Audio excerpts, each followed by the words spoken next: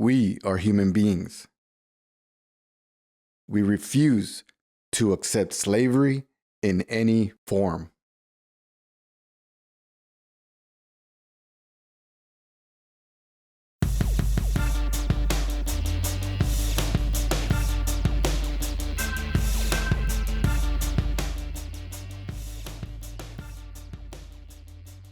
Welcome to the RNL Revolution Nothing Less show to get ready to celebrate Revolutionary Internationalist holiday, May Day, May 1st, 2021. Today is April 29th, and today's show is special in that this is the 50th episode of the RNL Revolution Nothing Less show. My name is Andy Zee. I am the host of the show, and I am coming to you from Los Angeles, California. With today's May Day show, we are reaching out to everyone in this country and around the world with the message of Revolutionary May Day 2021. In a few minutes, I'm going to be joined by my co-host, Sunsara Taylor, and together we are going to bring our hearts, our science, our determination to today's program, so that together with all of you, we seize the time now to organize for, to prepare for a real revolution, to free humanity here and all over the world from this people-killing, planet-destroying, spirit-crushing system. This May 1st is special. We RevComs are taking this up as a launching pad, a training day, a time to bring together the people who need a real revolution the most, those who are down-pressed and constantly dogged by this system and its pig enforcers. And we are reaching out to everyone who hates what this system of capitalism-imperialism does to the people of the world and who burn with the desire for really radical and fundamental change. We are calling on you to take heart, to get serious, to get science, and to get with the revolutionary leader Bob Avakian, BA, and to get with the RevComs. In 2008, the Revolutionary Communist Party issued a manifesto that poetically described, quote, that through the thousands of years of darkness for the great majority of humanity, people have dreamed of a different life, where slavery, rape, wars of plunder, and a lifetime of alienation, agony, and despair would no longer constitute the human condition, end quote.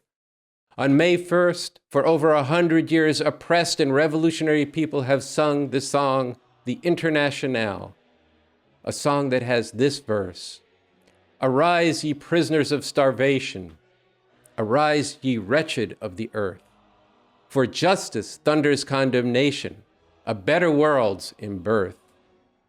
No more tradition's chains shall bind us, arise, ye slaves, no more in thrall. The earth shall rise on new foundations. We have been naught, and we shall be all. Today, we prepare for revolution anew, and fighting for a world on new foundations is what we dedicate May Day 2021 to. Revolution for a whole new world is what we, the RevComs, live for.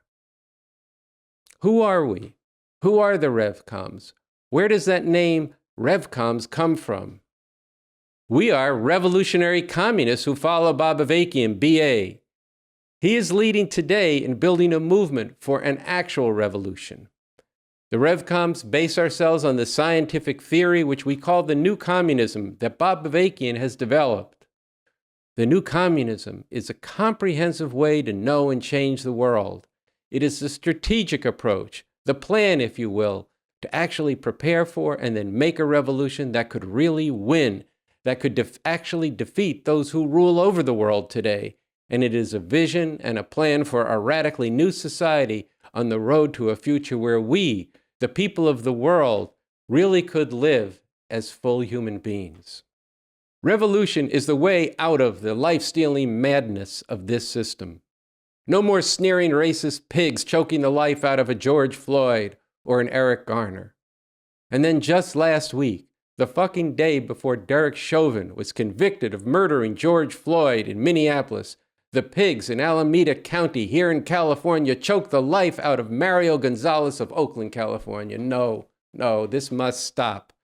And Bob Avakian has said, when these pigs do the same murderous thing over and over and over again, this should tell us that this is their job, to serve and protect this capitalist imperialist system. There is no improving, no better training, no reforming the way the local enforcers of this system, these swaggering cops, do what they do.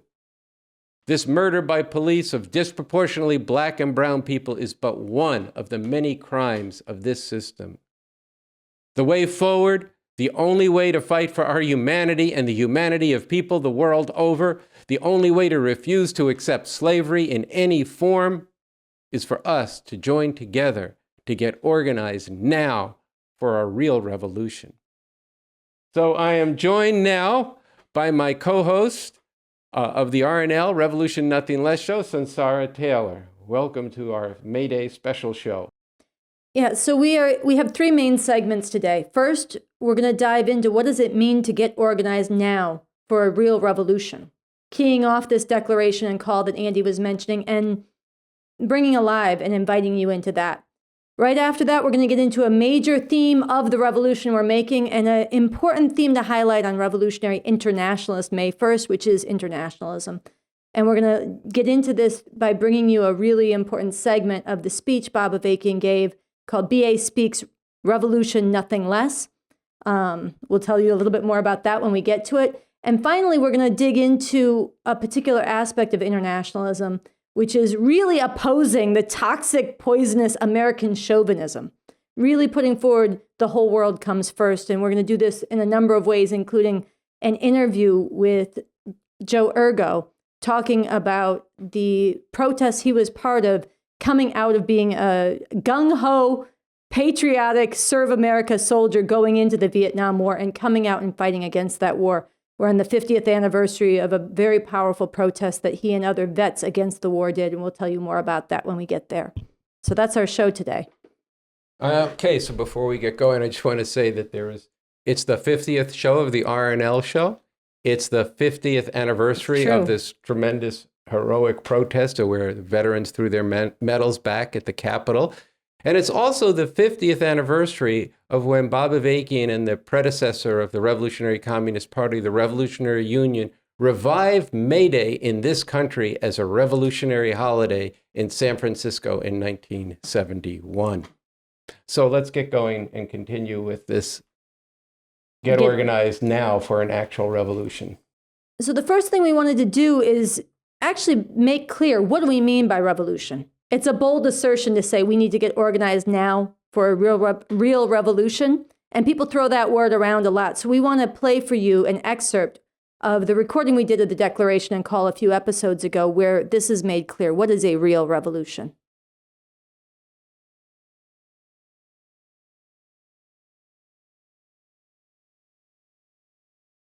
There is a way to a world and to a future that is worth living and worth fighting for right now.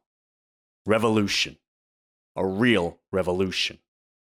Not playing around with a few changes that leave this system in place and in power, while benefiting only a small number.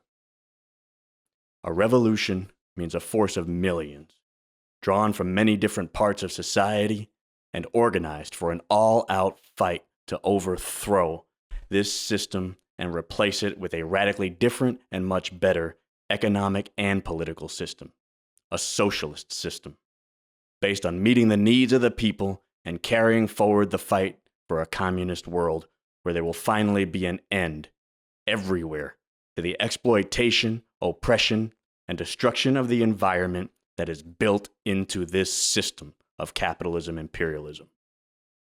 Anything less than this revolution will completely fail to deal with the root of the problems or lead to the actual solution.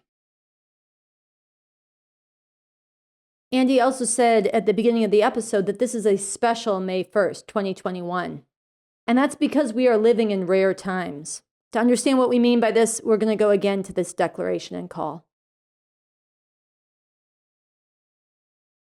Revolutions are not possible all the time, but are generally possible only in rare times and circumstances, especially in a powerful country like this. This is one of those rare times and circumstances. This system is in real trouble, caught up in crisis and conflicts for which it has no easy or lasting solutions. Throughout this country, the workings of this system have given rise to deep divisions which cannot be resolved under this system. Society is being ripped apart. Those who rule are locked in bitter fight among themselves, and they cannot hold things together in the way they have in the past. Although there were a lot of bad things connected with this, and it could lead to something really terrible, it is also possible that we could wrench something really positive out of this revolution to put an end to this system and bring something much better into being. In a powerful country like this, the possibility of actually making a revolution and winning comes only in rare times and circumstances.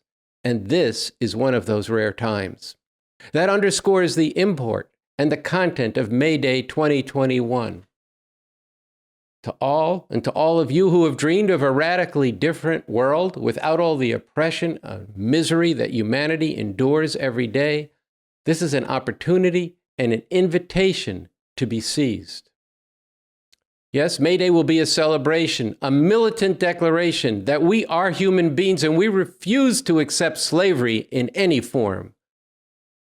The Revcoms will form up with discipline and with purpose to sound the call for many others that there is an organization that's serious, that is forming, that is organizing, recruiting, and preparing today to get ready for the time when millions can be led to go for a revolution all out with a real chance to win. May Day 2021 will be a springboard, a beginning. This will be an opportunity to learn about the movement for revolution and its leader, Bob Avakian. And at the center of May Day is again an invitation to you, a struggle with you and with others to expand the ranks of the movement for revolution in these times when revolution could be possible. At a moment like this, with sharp divisions among the rulers, when the oppression and repression keeps raining down on the people, and the facade of this being the greatest country in the world, when that is fraying and millions are starting to see the lie and sensing that there needs to be another way the world could be, this is the time for people to live and to struggle and to act together to get organized now for the rare chance for a real revolution. So what are the first steps and how do we get organized? Again, from the Declaration, a call to get organized for a real revolution. Organizing people into this revolution means reaching out to all sorts of people, not just where there are protests and rebellions against oppression and injustice, but everywhere throughout society. Spreading the word about revolution and getting people together in real life and online to grapple with why an actual revolution is necessary, what such a revolution involves, and what kind of society this is aiming for. This will enable people who are new to the revolution to themselves become organizers for this revolution and to recruit more and more people to do the same. On this basis, and through the growing ranks of the revolution acting together as an increasingly powerful force, it will become possible to attract and organize the necessary numbers and build up the necessary strength to be in position to do what needs to be done. To get further into what it means to get organized for revolution, we want to go to a more substantive excerpt from a speech that Bob Avakian gave back in 2018 called Why We Need an Actual Revolution and How We Can Really Make Revolution.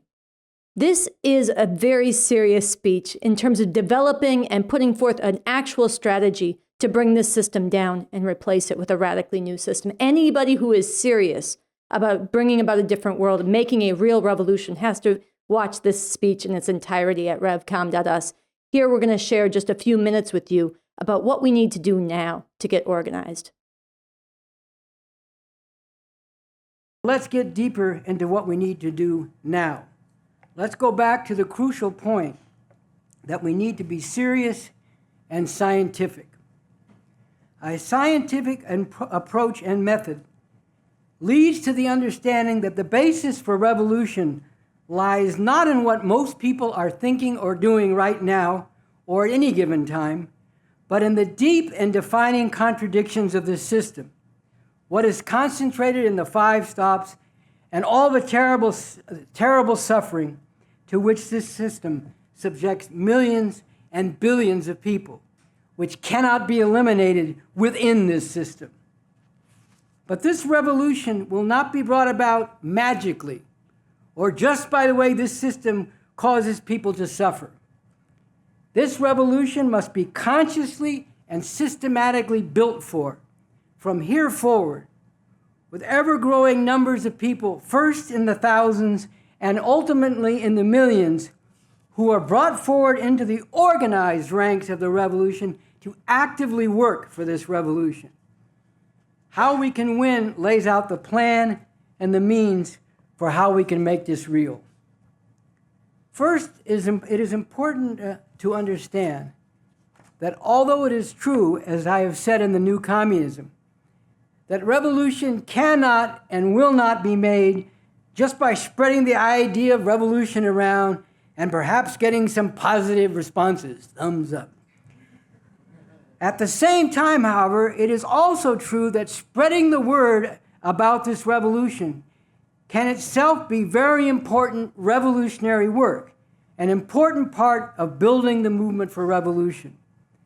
The fact is that among those who really need to know about this, including those who most desperately need this revolution, very few have even heard about it. And they are living with the belief that this world as it is the only one that's possible. And for many, this means that on top of being subjected to continual brutality, degradation, and torment, they are suffocated by the lack of hope. Raising people's sights to the possibility of a radically different world can not only bring hope to people on a scientific basis, but can also awaken a potentially powerful force for the revolution that could make this hope a reality. For these reasons, we need to be on a mission to spread the word, to let people know that we have the leadership, the science, the strategy and program, and the basis for organizing people for an actual emancipating revolution. Here again is the importance of the point I emphasized earlier about the great strengths we do have and what is still missing. Masses of people who catch the worst hell under this system and those who were sickened by the endless outrages perpetrated by this system, who need to be brought forward wave after wave and develop into conscious revolutionaries and revolutionary leaders. Spreading the word, particularly as this is done together with others in a planned, systematic way, can be an important step in joining the organized ranks of the revolution and taking part in the process of building the revolution. A crucial next step in making this revolution real is that thousands need to get organized into the ranks of the revolution now, while millions are being influenced in favor of this revolution. Getting organized into the ranks of the revolution means acting together with others in a unified way, as an organized force, guided by the strategic plan and leadership for the revolution, building the revolution among broader masses of people, while also getting deeper into the principles, methods, and goals of this revolution, the basics of which are concentrated in the points of attention for the revolution. A key form of revolutionary organization are the revolution clubs, which live by, propagate, and fight for those points of attention. The core of the revolution clubs are people deeply committed to revolution who closely follow the leadership of the Revolutionary Communist Party, which has the basis in the New Communism to provide overall leadership for the revolution. But the revolution clubs also need to reach out to and involve growing numbers of people who are new to the revolution.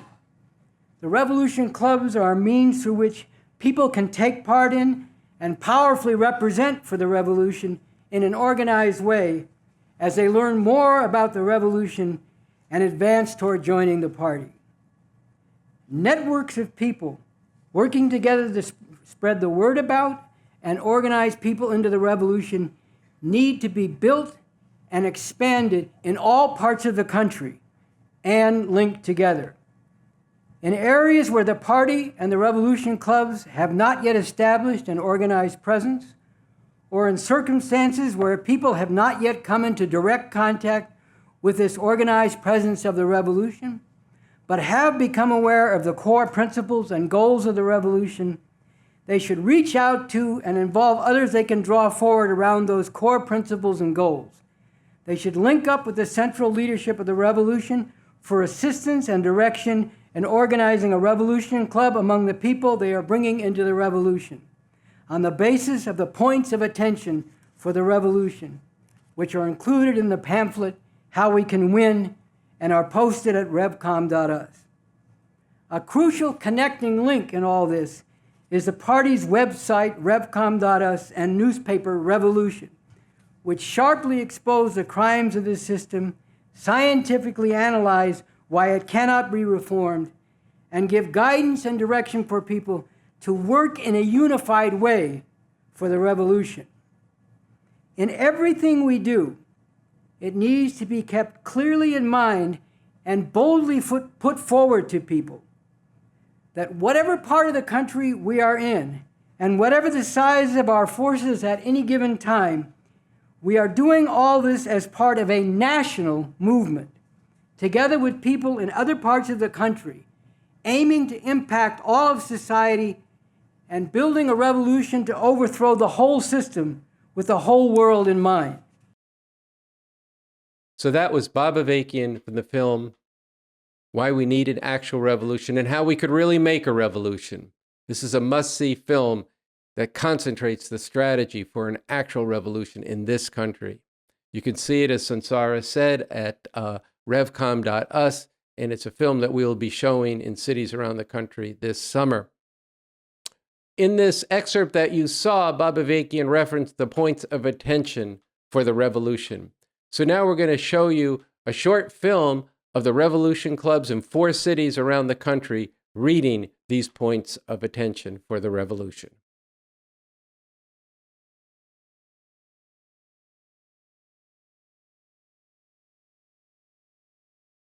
Who are we? Revolution Club! Who are we? Revolution Club! Who's our leader? Bob Avakian! Who's our leader? Bob Avakian! These are the points of attention for the revolution. The Revolution Club upholds, lives by, and fights for the following principles. Point of attention number 1. Point of attention number 1. We base ourselves on and strive to represent the highest interests of humanity, revolution and communism. We do not tolerate using the revolution for personal gain. Point of attention number 2. Point of attention number 2. We fight for a world where all the chains are broken. Women, men, and differently gendered people are equals and comrades.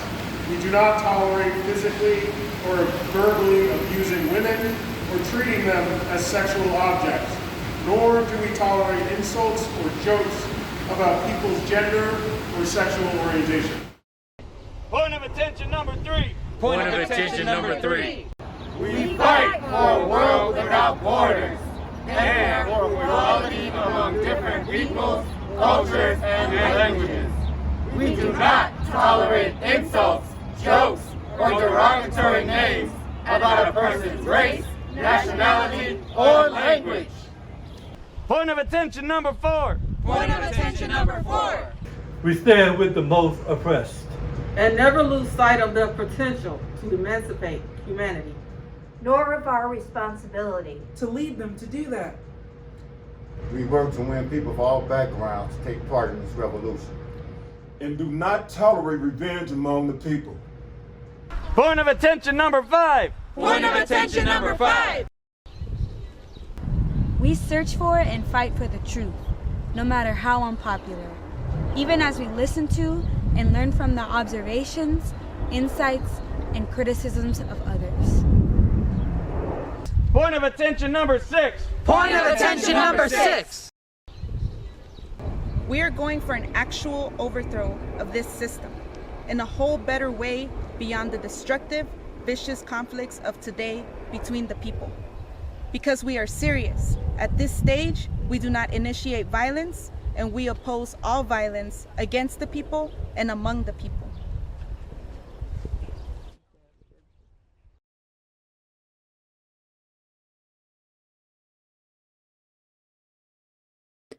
Those were the points of attention for the revolution, read by members of the Revolution Club across the country. If those points moved you, if they inspired you, if you'd like to see a world where everybody thought and related to each other in that kind of way, then I want to call on you directly to join or run with the Revolution Club. Either join one where you are, or if there's not a Revolution Club in your area, write to us, and we'll work with you to form a Revolution Club. Part of why those points are so inspiring is because they're the complete opposite of this ugly, putrid, selfish culture that we live in. A culture that is fostered by this system and helps keep this system going.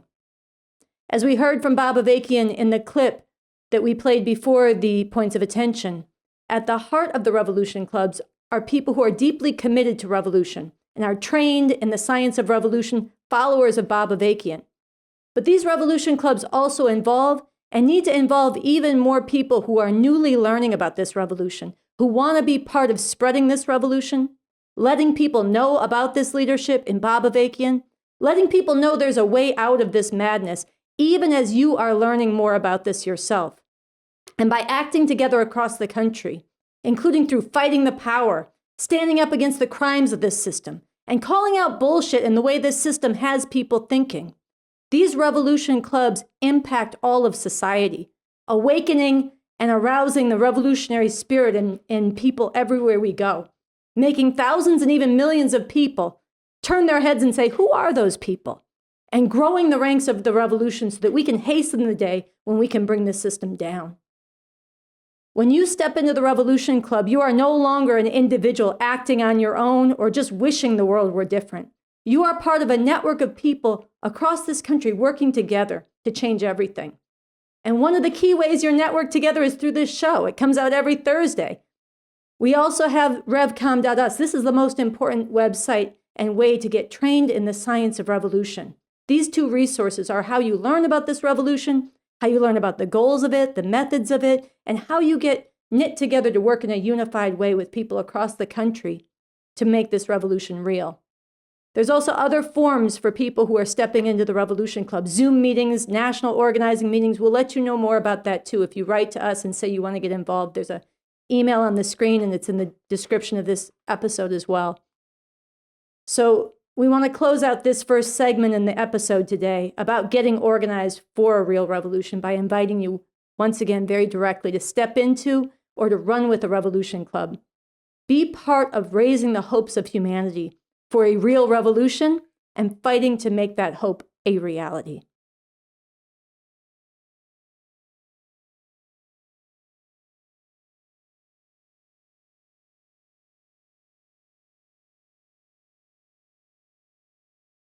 So today on the show, we are celebrating Revolutionary Internationalist May Day, May Day 2021. Bob Avakian has said in the book Basics, on chapter 2, number 1, he says, communism, a whole new world and the emancipation of all humanity. Not the last shall be first and the first shall be last. This is a movement for the people all over the world to get free. This is a movement about the emancipation of all of humanity. Either we all get free or none of us will be free. And Bob Avakian has talked about who are our people? Who are the people of this revolution? In the book, The New Communism, he says, my people are the oppressed and exploited people of the world. So what we're going to present to you now is from the film B.A. Speaks, Revolution, Nothing Less, from which we take our name. This film is a tour de force. It is 6 hours and 18 minutes that could change your whole life. It's the whole thing. So I want to recommend that people go online to view that, or you can order the DVD from Revolution Books in Berkeley or New York. But this is Bob Avakian from this film, an excerpt where he's talking about internationalism and the emancipation of all of humanity. So in opposition to the America First chauvinism that is endlessly promoted in this country under this system, and was again openly promoted by Obama in his recent victory speech, what we have to base ourselves on and proceed from is internationalism. Again, go back to the Constitution for the New Socialist Republic in North America, draft proposal, and compare it on the question of the country and the relation to the rest of the world with the U.S. Constitution. We have to proceed on internationalism. The whole world comes first, and the goal is the emancipation of all humanity, not the strengthening of our country to be the most powerful country in the world. The building of a powerful movement for revolution in this country, even before things get to the point of all-out revolution, can and should draw great inspiration and important lessons from people rising up in other parts of the world. At the same time, the more a movement for revolution is built in this country, with communist forces and a communist understanding and outlook increasingly becoming its leading core, this will have a tremendous impact not only in this country but throughout the world on oppressed people and people yearning for a better world everywhere. It will change the whole equation, challenging and transforming how people throughout the world who learn of this think about and see the possibilities of radical change. We should understand the dialectical relation, or another way to say that, the back and forth impact and influence between building for and then, when the conditions are ripe, carrying out the all-out struggle for revolution in this country and the development of the revolutionary struggle with a growing core committed to the cause of communism in other countries throughout the world. I think about an experience I had when I was forced into exile in France in the early 1980s. I met someone from Asia who was themselves revolutionary-minded. And one of the first things they said to me was, what's happening with black people in America? What's happening with their struggle? Have the imperialists been able to repress and contain them? It seems like they're not rising up the way they were before. And I said, well, maybe temporarily, but don't be too sure. This is a kind of impact that struggles in different countries can have, and let's face it, you want to talk about everybody knows? Here's an everybody knows it's true. Everybody knows that one of the hardest places in the entire world to make revolution is this country. And everybody knows that if there were a real revolution in this country, it would change the entire world and inspire people all over the world and change their way of looking at things in the world in a truly profound and radical way. I think about the comment. You can learn from everybody, even from the people on the other side of the struggle. There was this British commentator talking about the Islamic fundamentalists in places like Britain and in the world in general, denouncing them as terrorists, which many of them actually do carry out terrorism. And what we are about has nothing to do with it and is completely opposed to what they're about. But he made a very interesting comment, which he said a generation or two ago, these people would have been Maoists, communists. We should think deeply about that. You see, what he was saying is in a different world, when there was a socialist country in China, when there was a Cultural Revolution, when it stood for revolution and radiated revolution to the world and supported revolution around the world, that was a tremendous magnet of attraction for people. There's a lot of truth to that. Now, as I said, our objectives, our philosophy, our methods, our tactics, our goals, everything are completely and radically and fundamentally opposed, different from and opposed to Islamic fundamentalists, especially those who carry out terrorism, even targeting the people. But there's something important to learn here. It has something to say about what it will mean if a movement for revolution, even before we get to the point of all-out revolution, will have in influencing people all over the world. This is part of our internationalist responsibilities, but it's also something that we can play a big role in affecting. But as important as all that is, it is still not enough. We have to not only fight the power and transform the people, and yes, have a powerful impact on people and forces throughout the world while also learning from them. But we have to go on, and when the time is right, fight to actually win, to actually do what all this is for, making revolution and making even greater contributions to this revolution throughout the world. Let's go back to basics, to fundamentals. Stepping back and looking at the sweep of human history, many empires have risen and fallen, with different peoples or nations, and in particular their ruling classes, dominating and plundering others throughout thousands of years of human history in every part of the world. In ancient times, to mention just some empires, Greece, Rome, Persia, China, Egypt. In more recent times, the British Empire dominated much of the world in the late 19th and early 20th centuries. And now there is the empire of the USA and others seeking to challenge it. If it's not about anything different and better than that, if it's just about shuffling things around this way and that, but keeping in effect the relations in which some people rule over, oppress, and degrade whole other groups of people, while humanity as a whole is shrouded in ignorance and devastated by war, and the earth is plundered and ruined, if it's just about some people improving their position within this horrific system, or it's about some groups that have been down for a while having their chance to be up and to have their turn at lording it over others, then I am not interested. And neither should you be interested. We have to fight oppression under the system in the different ways it comes down on people.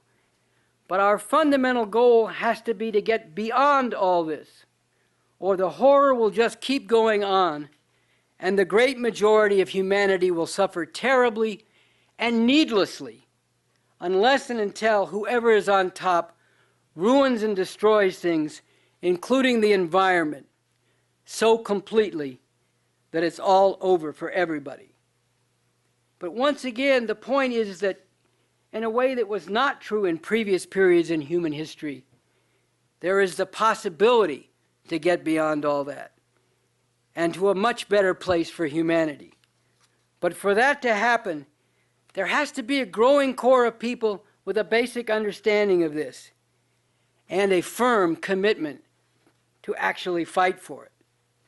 A firm commitment to be emancipators of humanity.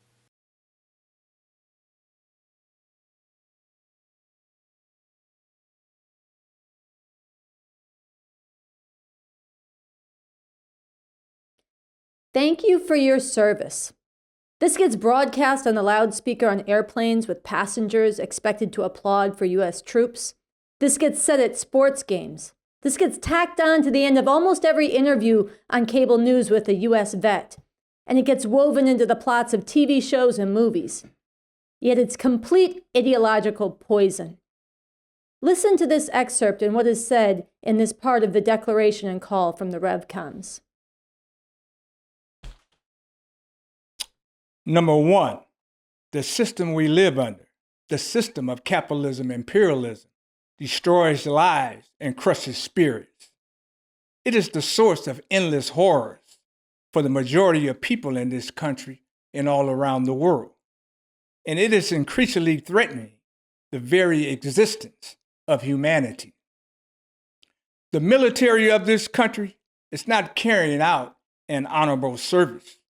It is not some badass force that people should respect. It is doing the same thing around the world on a massive scale that the police are doing here, carrying out the cowardly killing and terrorizing of people in the service of the biggest oppressors in the world, the rulers of this country. And it is a major cause of the destruction of the environment. It is a hard but basic truth for the masses of people and ultimately for humanity as a whole. There is no future or no future worth living under this system.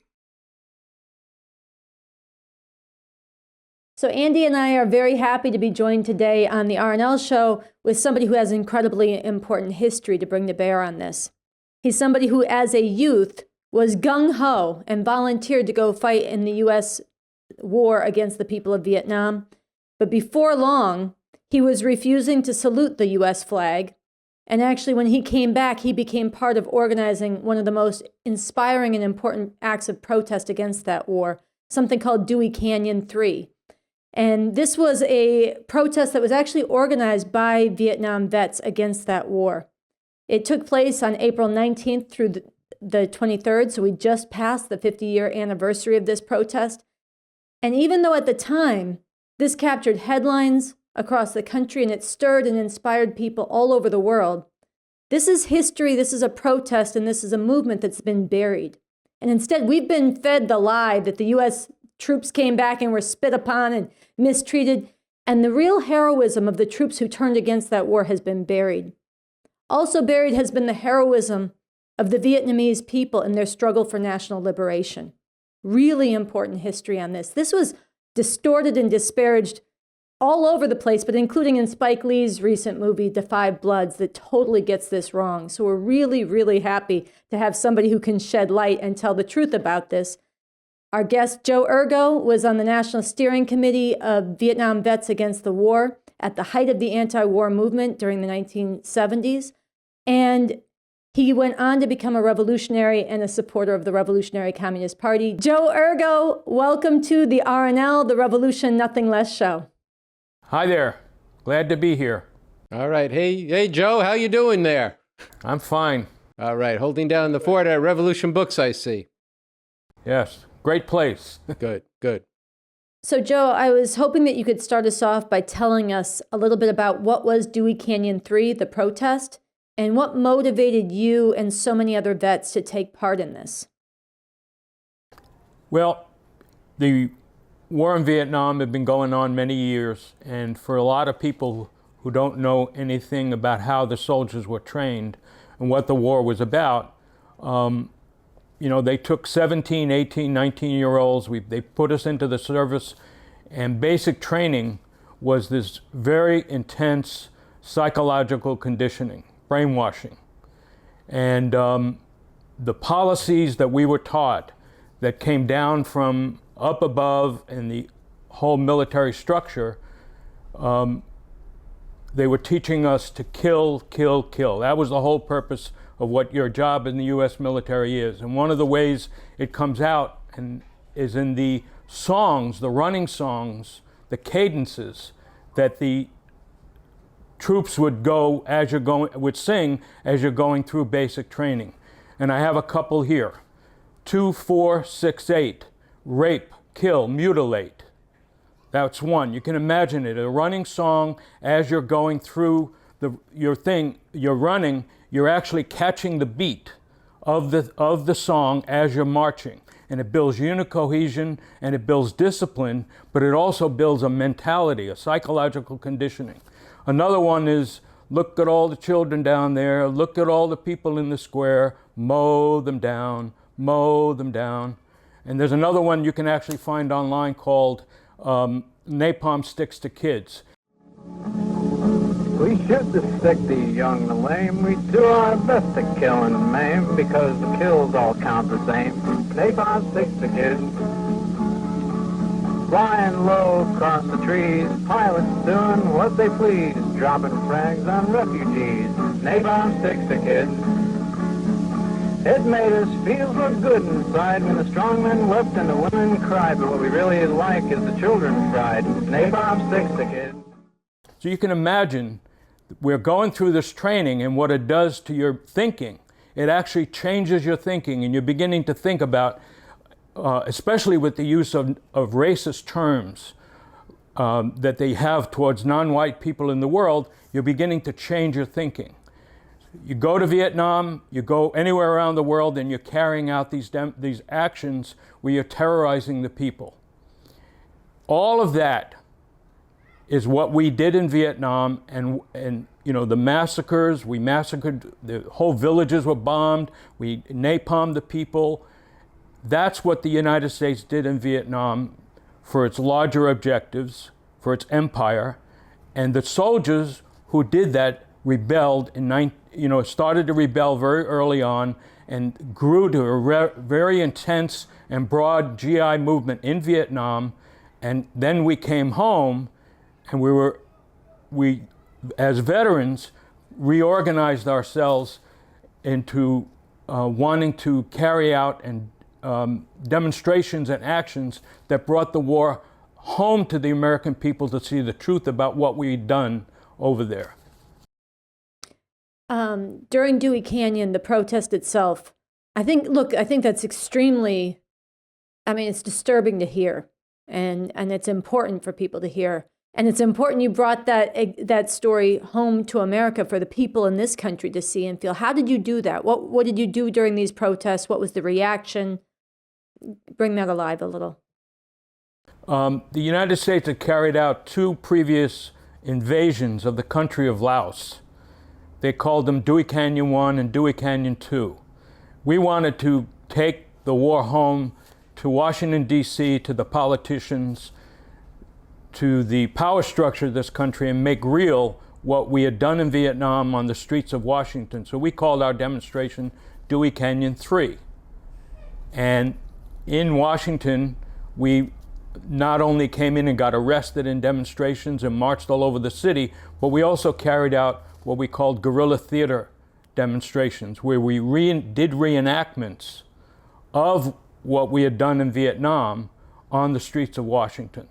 In terms of we would have people who were actors, and they would be sitting in a bus station, and we would go into the bus station and grab them and throw them to the ground and beat them up and terrorize the whole area, and also leave leaflets saying, this is what we did to the Vietnamese people, and this is what goes on every day in your name. It's up to you to stop it.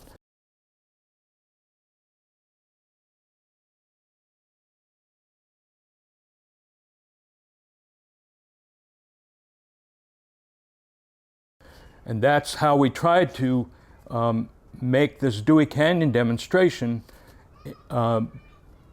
bust out into the media and to people around the country, so that they saw more of the truth about what the United States had done in that country, in all of Indochina. So these guerrilla actions, this guerrilla theater that was done in the streets of Washington, was bringing home to people what people actually did on these search and destroy missions in Vietnam.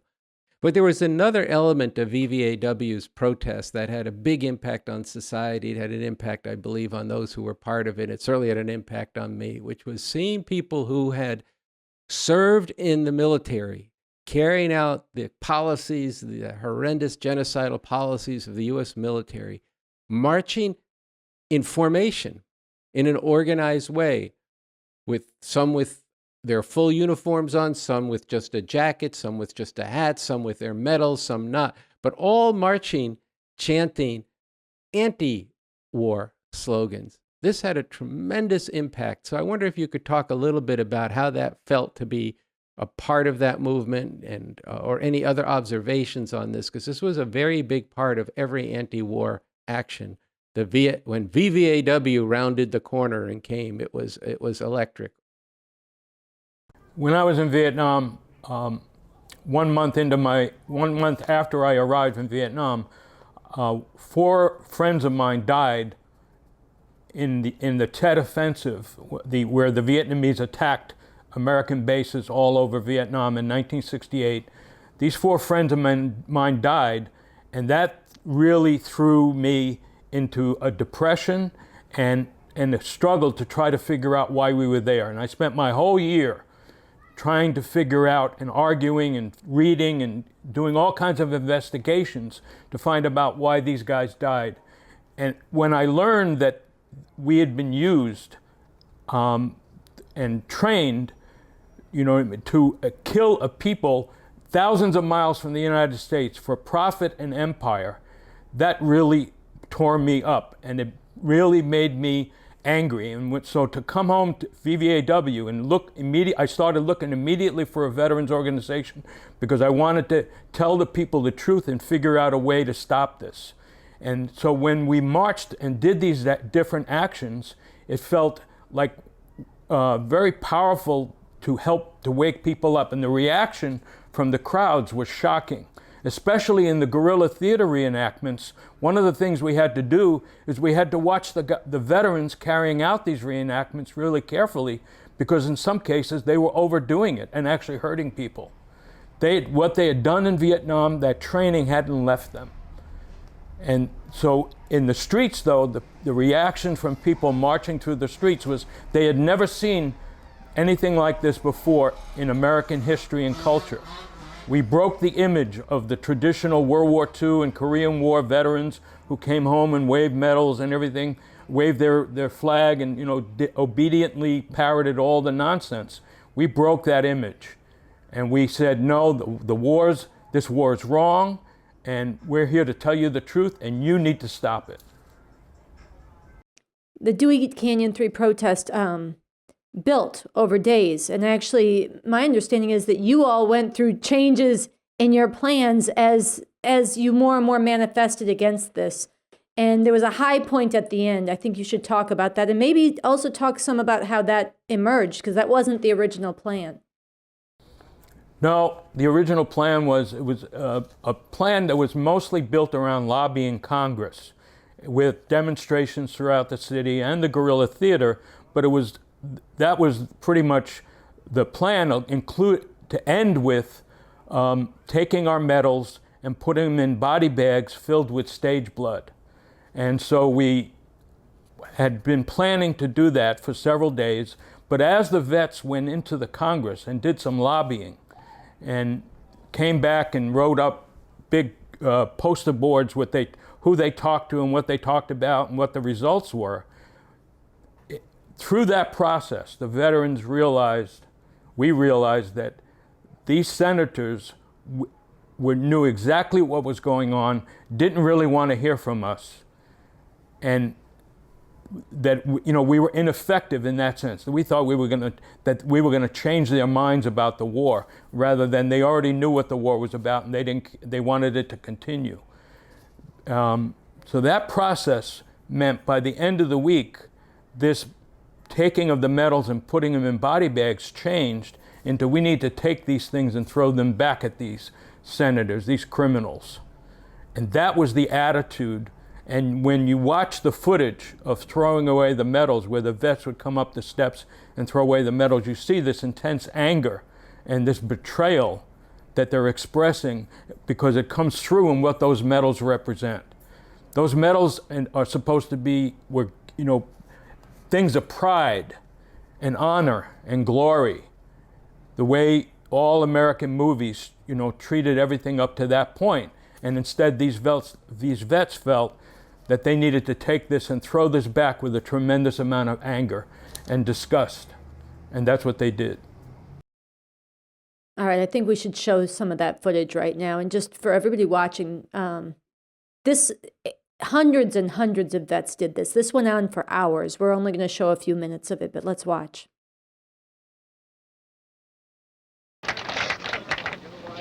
I pray that time will forgive me and my brothers for what we did. And only those lumping pigs behind those closed doors will have to suffer, and not the young kids and the unborn kids. Right on, bro. Paul F. Ware, Spec 4 Army, retired. I've taken in 9 Purple Hearts, Distinguished Service Cross, Silver Star, Bronze Star, Army Commendation, and a lot of other shit. This is for my brothers. Right on. My name is Ed Dyson. I'm from Philadelphia, Pennsylvania. It's with a great deal of pleasure I return the Bronze Star and several other of these pieces of garbage.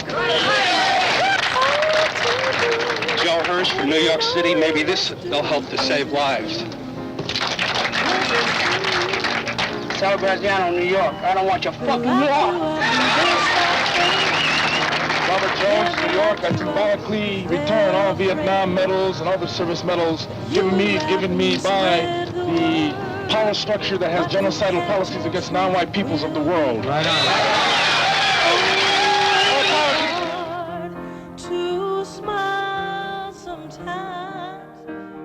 In April of 1971, Just 5 years after Howard Levy and Donald Duncan's lone acts of protest, thousands of Vietnam veterans against the war converged on Washington, D.C.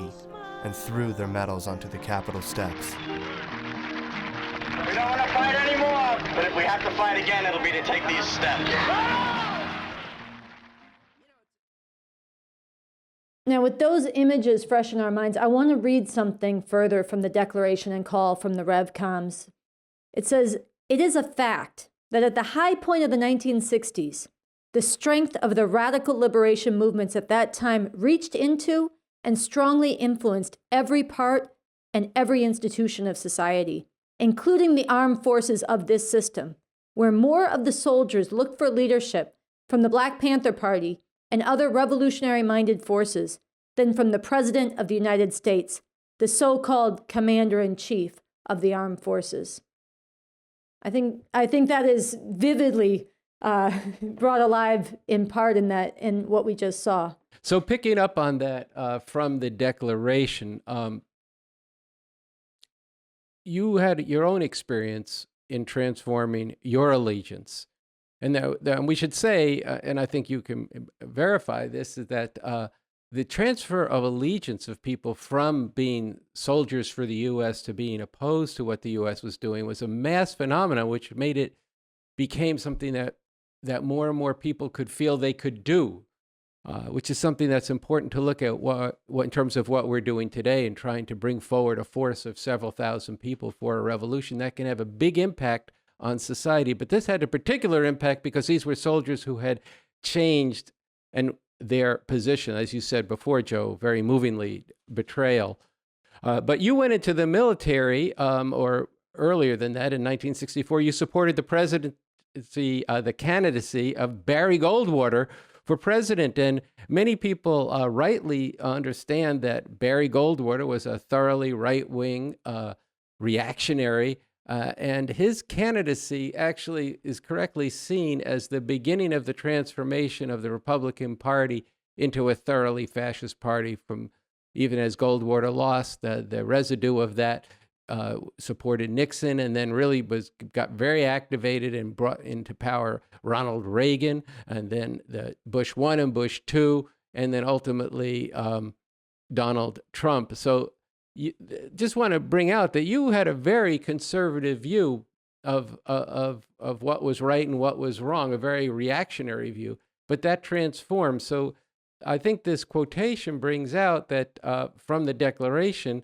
this was a mass phenomenon, including how it interpenetrated with the struggle for civil rights and then Black liberation, and I think it was very much expressed in Muhammad Ali's refusal to go to Vietnam and being stripped of his boxing title. So maybe you could just talk a little bit about this transfer of allegiance and how you saw that taking place among the GIs, with VVAW being sort of a central place of where that an expression of that transformation of allegiance. I was, yes, that's right. I supported Goldwater in high school, and William Buckley when he ran for mayor, and a lot of that was due to the training that I got in high school with my reactionary teachers, and I ended up in Vietnam with those ideas that that we were right in being there, and that this was something just and moral. And in fact, I thought when I arrived there that we were the best people on the face of the earth, because we were bringing freedom and democracy to the people. And what you run up against, and what all these vets ran up against, is reality. The reality about what the U.S. empire is really about, and what the war in Vietnam was really about. And it was through that reality of coming to grips with it that we were forced to change our thinking. And especially, it really challenged your morality and your sense of what was right and just. For me, it wasn't because I was in combat, it was because I saw the Vietnamese people starving when I went into Saigon. I could see no reason why my friends died, but also through the political debate and struggle in the barracks, and especially with the Black GIs in my unit, and especially towards the end of my year there, running into guys who were refusing to salute black soldiers who were refusing to salute the flag. And I got into this big debate and argument with them, and they were saying, this isn't our flag. And through this struggle, I began to realize there's something more true here. They're talking about racism. They're talking about that we shouldn't be here. And it ended up that myself and another white guy became the only white guys refusing to salute the flag with them in Vietnam. All right. And so that's the experience where you come up against reality. And especially when you were trained that we were going there to help the people, and then you see, with the other veterans who went through the villages, raping and killing, and coming to grips with that, that this was wrong. And through that process, coming home and actually realizing that it was up to you to tell the people the truth. It was up to you to step out and to do something. And that's how VVAW came together. And broadly speaking, outside of the veterans, all over Vietnam, the soldiers were rebelling in a way that the U.S. had never seen before. Not only were there GI newspapers on bases all over the world telling the GIs the truth about what the U.S. was doing, but the soldiers were carrying out actions to try to stop the war. And there were demonstrations and actions, even in Vietnam, where the soldiers refused to go out on patrol. There was incidents where their officers were getting killed. And so that GI movement was growing all around the world, and the veterans movement here back in the United States was bringing the war home to the people here. Listen, Joe, I just want to really appreciate and thank you for taking the time to talk with us here today on the RNL Show, to share this experience. I think you brought it alive in a very vivid way. I'm sure our viewers will have learned a lot from this. So I really want to appreciate what you did over all the years and for continuing to bring this alive right now. I also want to thank you. The stories you told here are just, I know, the tip of the iceberg of what people can learn from you and from that experience.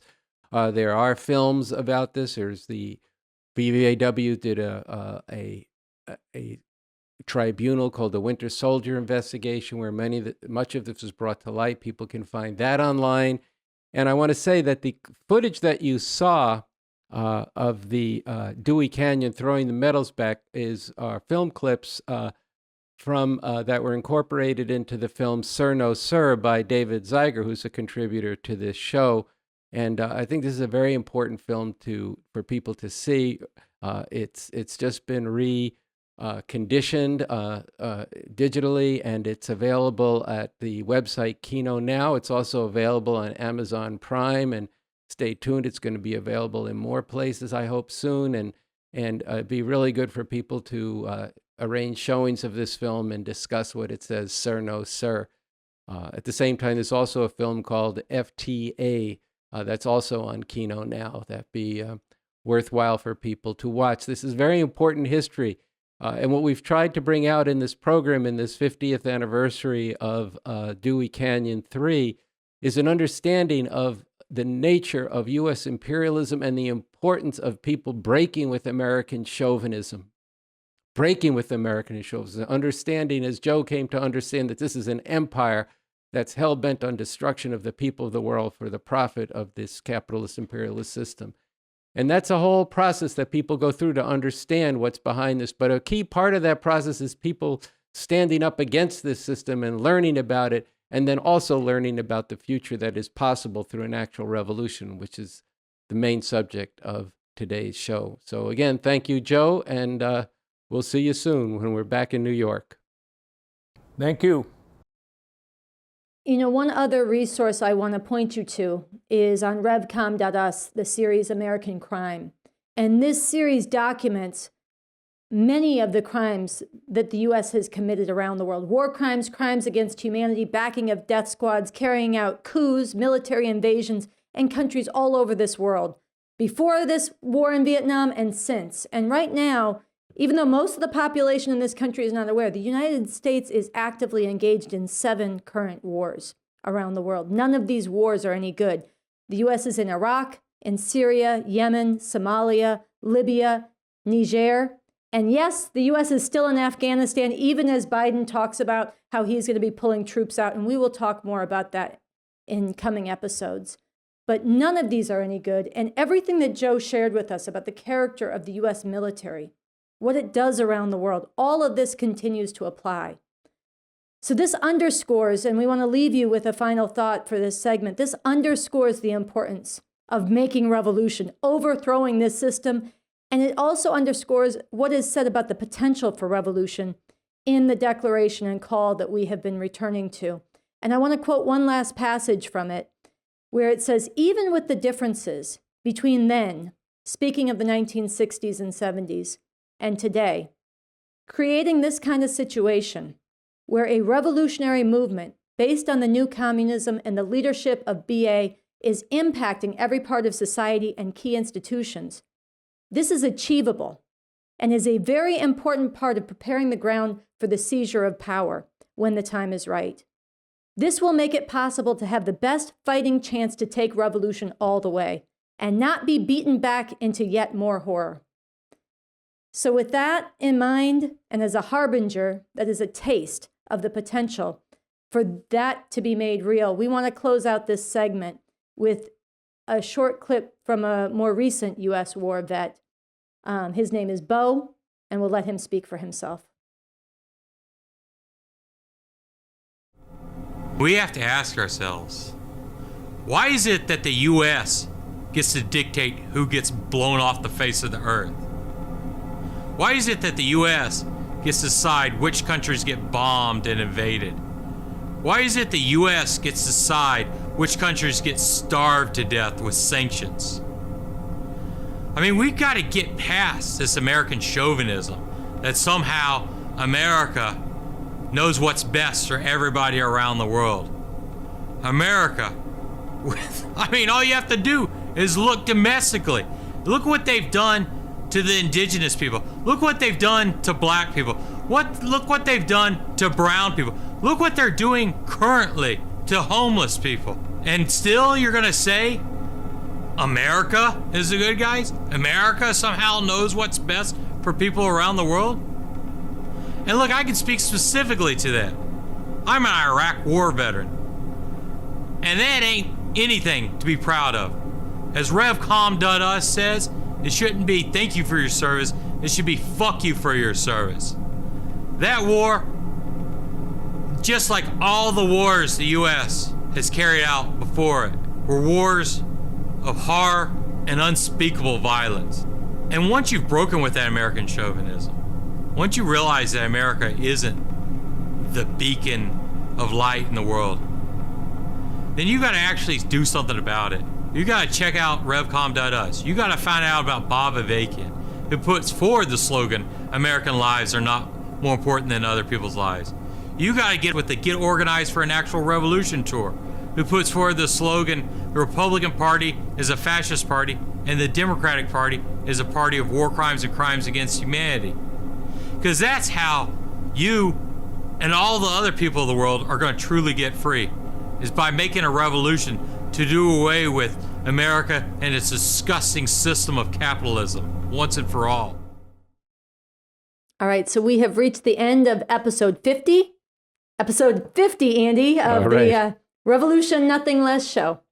And, over the last year, actually more than a year, we have worked really hard, and the whole team here with the RNL crew has worked really hard to bring you a show that brings you the truth about the world, about how it is and how it could be through an actual revolution. Every single week, we bring you the heart and the science and the strategic leadership of Bob Avakian. Every week, Andy brings you a commentary about pressing issues of the day or big ideas that we need to understand. We bring you American crimes, the truth about this country that's buried but that you need to know. We bring interviews with authors, with artists, Chuck D, Miles Soleil from Outer National, other voices onto this show. We bring you illustrated segments. We bring you Pete on the Street.